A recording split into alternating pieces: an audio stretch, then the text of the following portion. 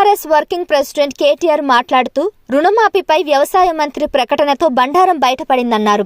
రుణమాఫీపై ముఖ్యమంత్రి రేవంత్ రెడ్డి మాటలన్నీ డొల్లమాటలే అని అన్నారు. అధికారికంగా 20 లక్షల మంది రైతులకు అన్యాయం జరిగితే అనాధికారికంగా ఇంకెంతమంది రైతులు ఉన్నారు అంటూ కేటీఆర్ వ్యాఖ్యలు చేశారు. రైతు రుణమాఫీపై బీఆర్ఎస్ వర్కింగ్ ప్రెసిడెంట్ కేటీఆర్ విమర్శలు కొనసాగుతూనే ఉన్నాయి. 100% పూర్తి చేస్తామని చెప్పిన మాటలన్నీ అబద్ధాలే అంటూ వ్యాఖ్యలు చేశారు. రుణమాఫీపై మరోసారి ఎక్స్ వేదికగా కేటీఆర్ విరుచుకుపడ్డారు. రుణమాఫీపై వ్యవసాయ మంత్రి ప్రకటనతో బండారం బయటపడిందంటూ విరుచుకుపడ్డారు. రుణమాఫీపై ముఖ్యమంత్రి రేవంత్ రెడ్డి మాటలన్నీ డొల్లమాటలని అన్నారు. అధికారికంగా 20 లక్షల మంది రైతులకు అన్యాయం జరిగితే అనాధికారికంగా ఇంకెంతమంది రైతులు ఉన్నారు అంటూ కేటీఆర్ వ్యాఖ్యలు చేశారు. 20 లక్షల మందికి రుణమాఫీ కాలేదన్న వ్యవసాయ మంత్రి ప్రకటనతో సీఎం బండారం మరోసారి బట్టబయలైందన్నారు. ఓవైపు డిసెంబర్ 9న ఏకకాలంలో మాఫీ చేస్తామని దగా చేసి మరోవైపు 10 నెలలైన 20 లక్షల మందిని మోసం చేశారన్నారు. 20 లక్షల రుణమాఫీ పూర్తయిపోయిందన్న సన్యాసి మాటలు నయవంచన కాక మరేంటి అంటూ ఆగ్రహం వ్యక్తం చేశారు.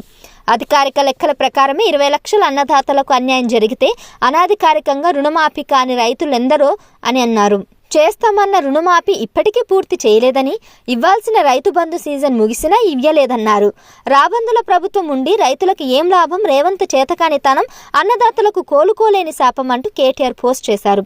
మూసీ సుందరీకరణ పేరుతో సీఎం రేవంత్ రెడ్డి సర్కారు పేదలు పొట్టకొడుతుందని, పేదల గుండెలు ఆగుతున్న కాంగ్రెస్ ధనదాహం తీరట్లేదని అన్నారు. కలల సౌధం ఖరీదు అక్షరాల 25,000. కష్టపడి పస్తులుండి పైసా కూడేసి బ్యాంకు నుండి అప్పు తెచ్చి కట్టిన గూడును కూల్స్తారని భయంతో ప్రాణాలు పోతున్నాయి.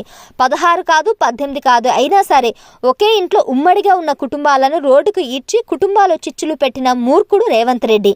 ఇల్లు ఖాళీ చేస్తే డబుల్ బెడ్రూమ్తో పాటు 25,000 పారితోషికం అంటూ అధికారులు వెకిలి ఆఫర్లు. కోటి ఆశలతో లక్షల కోట్లు వెట్టించి కట్టుకున్న ఇండ్లకు 25,000. రేవంత్ తన అన్న ఇంటికి, తన మంత్రుల ఇంటికి 25,000 కాదు 50,000 ఇచ్చి కూల్చమంటారా? ఒకసారి అడుగు.